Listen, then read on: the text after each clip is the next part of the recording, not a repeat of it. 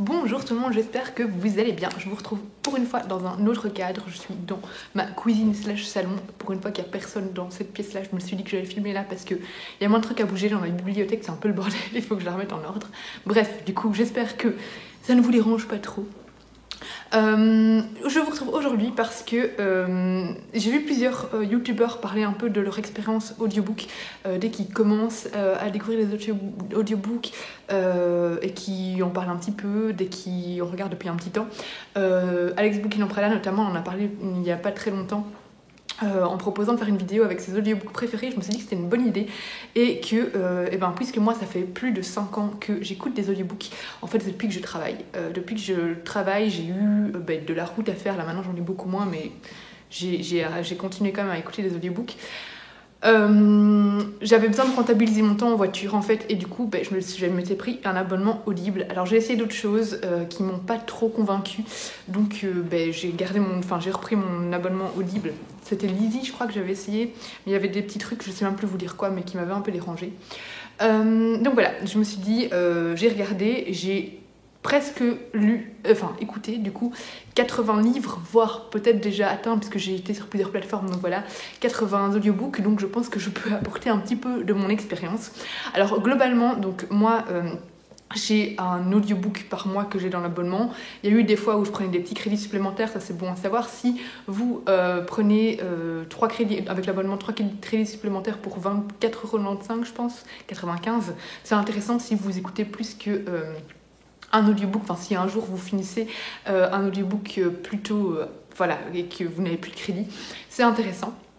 Moi j'ai déjà fait ça, donc en moyenne un audiobook par mois, mais voilà, ça arrive que j'en écoute plus. J'en écoutais beaucoup plus quand j'avais 1 heure de trajet par jour en voiture, maintenant j'ai plus du tout ça, donc voilà. Mais dès que je suis en voiture, je mets un audiobook en général, quand je nettoie, quand je vais faire du sport ou quoi, souvent j'écoute un audiobook. Donc il y a des mois où j'en écoute plus que un. En général, j'essaye de prendre des audiobooks assez longs. J'évite les audiobooks qui font moins de 10 heures parce que, en général, c'est pas assez... je les finis trop vite, en fait. Donc, c'était pas assez intéressant. En général, moi, j'en profite pour prendre vraiment des bons gros livres, des bons gros pavés. Ça me motive plus à lire ces gros livres de 500, 1000 pages ou quoi. Donc, voilà. Globalement... J'essaye de prendre de temps en temps des livres que je n'ai pas dans ma bibliothèque et de temps en temps des livres que j'ai dans ma bibliothèque, ce qui me permet de les sortir de ma palle et d'avancer dans ma palle quand je suis en voiture ou quoi. Donc voilà, globalement mon expérience. Alors avant, je les écoutais en vitesse normale, mais depuis quelques mois, je les écoute en vitesse 1.6. Alors je ne suis pas passée directement à la vitesse 1.6. J'ai d'abord fait la vitesse 1.2, puis 1.4, puis 1.6. En fait, petit à petit, on s'habitue à la vitesse du lecteur. Alors, il y a des lecteurs où c'est impossible de faire la vitesse 1.6 parce qu'ils ont déjà un débit très rapide à la base. Mais sinon, globalement, les lecteurs ont un débit très lent. Et j'avoue que moi, avec les débits de lecture très lents, je m'évade beaucoup trop facilement, je suis beaucoup trop vite distraite, ça ne bouge pas ça s'il te plaît. Et moi j'ai besoin vraiment d'un débit très rapide, c'est comme sur YouTube, les vidéos YouTube, je les écoute en vitesse accélérée aussi, parce que moi j'ai besoin que ça aille vite, sinon j'arrive pas à me concentrer en fait. Et c'est trop lent et ça m'énerve, et j'ai envie de dire oui c'est bon, passe à autre chose, accélère quoi. J'aime pas quand c'est lent, comme je lis, moi je lis assez vite aussi, donc voilà, petit conseil également, ce qui fait que je finis également les livres beaucoup plus rapidement qu'en vitesse normale parce qu'on gagne souvent plusieurs heures. Donc voilà, je vais vous faire un petit top, je ne sais pas combien j'en ai mis dedans. J'ai tout parcouru dans les environ 80 livres que j'ai écoutés en 5 ans et j'ai vraiment été noter ceux que, regardez mon superbe carnet de notes, ceux qui m'ont le plus marqué, ceux que j'ai préféré écouter pour l'histoire ou pour, d'office pour l'histoire, mais aussi pour la voix, parce qu'il y en a que j'ai beaucoup aimé, mais où la voix ne m'a pas spécialement marquée. La voix du narrateur est très importante. Sur Audible, j'imagine que sur le reste aussi, on peut écouter la voix du narrateur en avance, donc je vous conseille vraiment de le faire parce que ça change tout. Après, j'ai déjà eu des moments où je n'ai même pas la voix ou le livre, et sur Audible, on a le droit de switcher, quand on a un abonnement, de retourner le livre et d'en demander un autre, on récupère notre crédit. Donc ça, c'est pas mal aussi. Bref, c'est Amazon, mais j'ai pas encore trouvé vraiment d'alternative qui me plaisait, donc voilà. Donc j'en ai noté plusieurs. Ah, il y a le chien. Et je vais commencer tout d'abord, en fait je vais dans les plus vieux, donc la saga Le Siècle que j'ai écouté donc de Ken Follett. C'est ma saga préférée de Ken Follett, clairement, et ce sont des très très gros pavés. De toute façon Ken Follett est connu pour ses gros pavés. La saga Le Siècle, en fait chaque tome parcourt un pan de l'histoire du XXe siècle. On commence avec la guerre 14-18, puis avec la guerre 40-45 et puis avec la guerre froide. Et on a en fait, on suit des personnages sur plusieurs générations. Donc on retrouve globalement les mêmes personnages, il y en a des nouveaux qui s'en servent, mais c'est sur plusieurs générations. Et c'est une saga que j'ai adorée et le lecteur était génial, il arrive vraiment à nous immerger dans l'histoire. Comme vu que ce sont des très gros pavés, je trouve qu'on ne voit pas le temps de passer avec les audiobooks.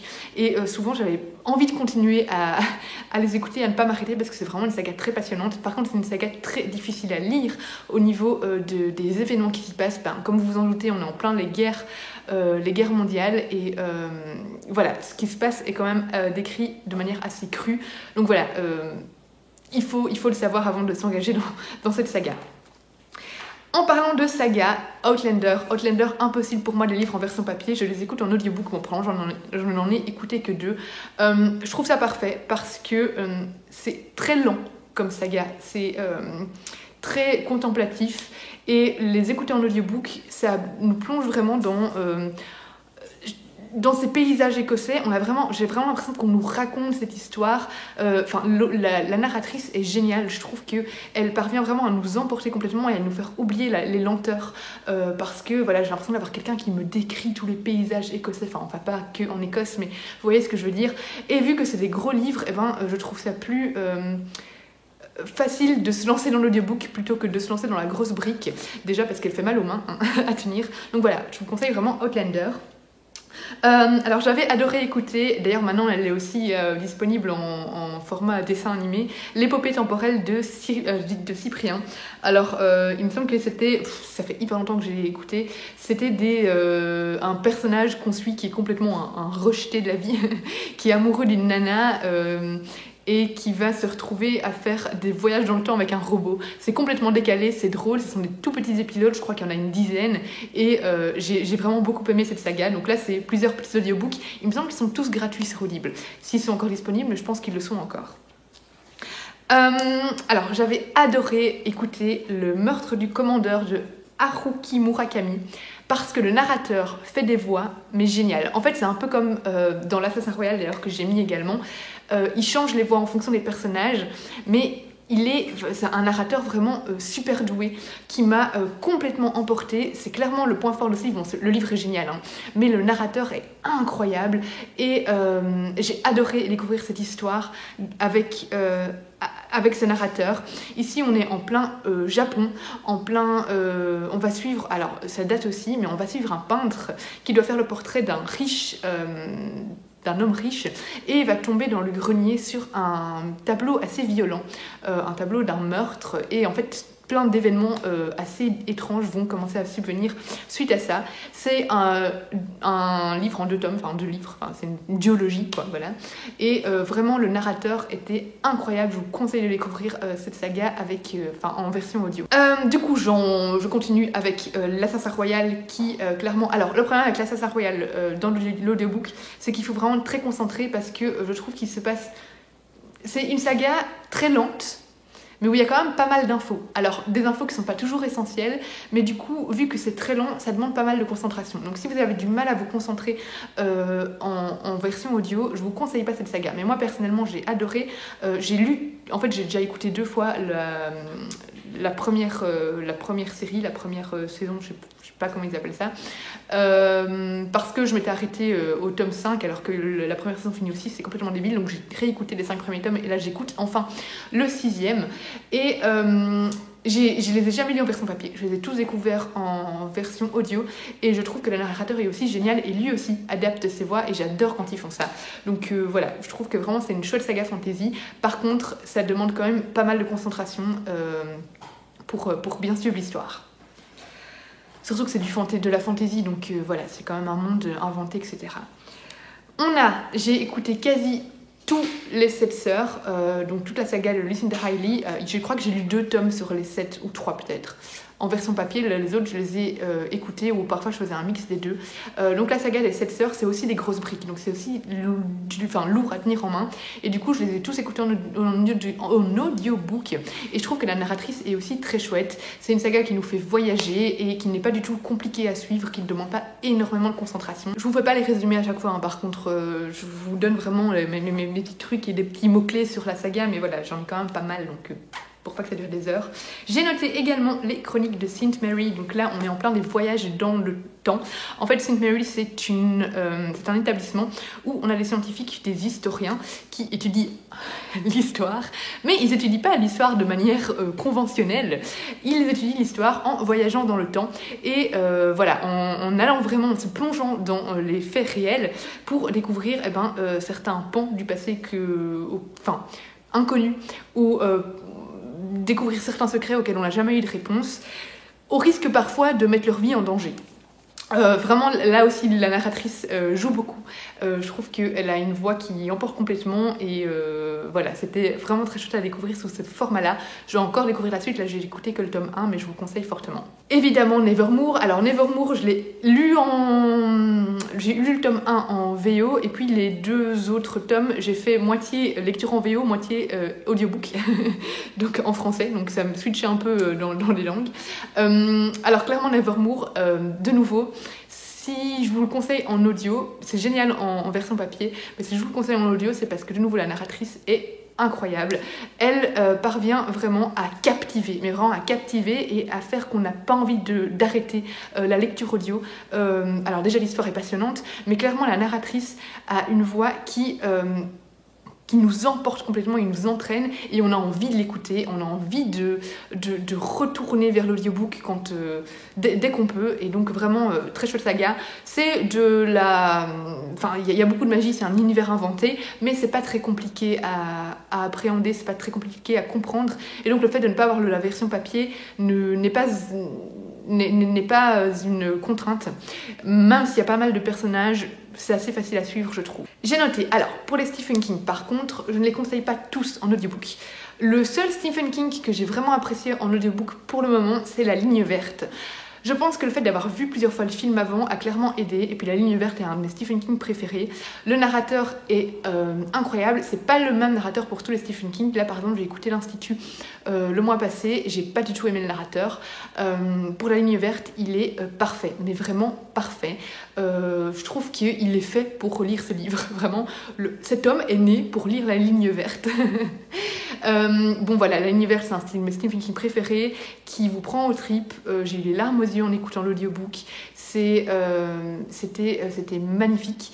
Et voilà, mais je vous conseille pas tous les Stephen King. Par exemple, j'ai écouté le tome 2 de ça en audiobook, j'avais lu le tome 1 en papier, et vu que Stephen King est quand même connu pour ses lenteurs, pour ses chapitres traînés en longueur, je trouve que j'aurais pu mieux apprécier ça en version papier, par exemple. Même chose pour Dr. Sleep, donc le tome 2 de Shining. Cimetière, je pense que je l'aurais aussi mieux apprécié en version papier. Voilà. Je trouve que tous les Stephen King ne sont pas parfaits à lire en version audio parce que voilà, alors c'est chouette parce que c'est des briques, donc ça permet d'avancer dans ces briques et d'oser se lancer dans ces briques, mais ça demande quand même pas mal de concentration, donc voilà, moi il y en a où ça ne l'a pas trop fait personnellement. J'ai récemment écouté Les Lendemains de Melissa Lacosta. Alors en fait je suis sur NetGalley, et sur NetGalley depuis quelques temps ils ont des audiobooks, ils en ont pas beaucoup, mais donc c'est Audiolib qui met à disposition quelques audiobooks, et du coup j'ai écouté notamment La Ligne Verte de Stephen King, et j'ai pu écouter grâce à eux aussi Les Lendemains de Melissa Lacosta, que j'ai adoré découvrir sur ce format là. Alors c'est un petit livre, hein, donc celui-là en format papier c'était parfait aussi, mais je trouve que ici, vu que c'est une histoire qui joue beaucoup sur l'émotion, sur la poésie, on a vraiment on se concentre sur les petits plaisirs de la vie, sur se remettre d'un deuil.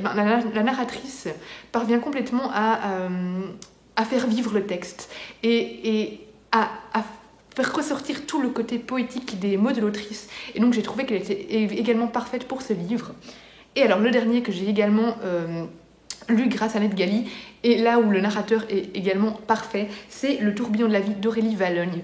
De nouveau, c'est un livre très court, mais vu que c'est écrit de manière assez théâtrale, c'est divisé un peu en actes, et tout est assez... voilà, c'est vraiment un texte avec beaucoup de dialogue, enfin, c'est plus des monologues en fait, mais...